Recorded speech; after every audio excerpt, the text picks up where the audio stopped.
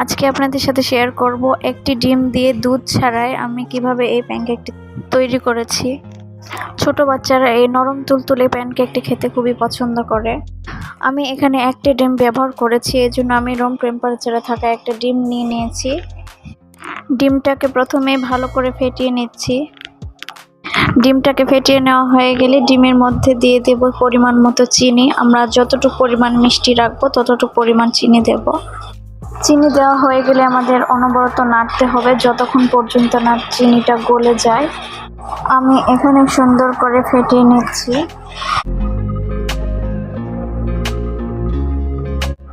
এরপর এখানে আমি অ্যাড করব ময়দা। আমি এখানে 1 কাপ পরিমাণে ময়দা নিয়েছি। ময়দাটাকেও আমাদের অল্প অল্প করে মিশিয়ে নিতে হবে। আমি এখানে অল্প অল্প করে সম্পূর্ণ ময়দাটা মিশিয়ে নিচ্ছি। মিশিয়ে নেওয়া হয়ে গেলে এখানে আমি অ্যাড করছি 1 চামচের মতো সয়াবিনের তেল। তেল দেওয়া হয়ে গেলে আমরা ব্যাটারটাকে আবার সুন্দর করে মিশিয়ে নেব। এরপর চুলায় আমি একটা প্যান বসিয়ে নিয়েছি। চুলার আঁচটাকে লো আঁচে রেখে আমি প্যানের মধ্যে মিশ্রণটাকে দিয়ে দিচ্ছি। মিশ্রণ দেওয়া হয়ে গেলে কিছুক্ষণের জন্য ঢেকে রাখবো। এরপর ঢাকনা খুলে আমরা অপর পাশটি উল্টে দিয়ে নেব।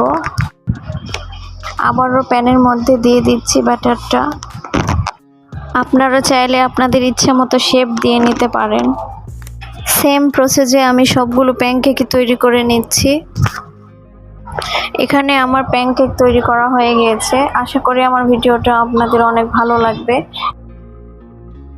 আমি এখানে কোনো প্রকার দুধ ব্যবহার করিনি এবং কোনো প্রকার বেকিং পাউডারও ব্যবহার করিনি।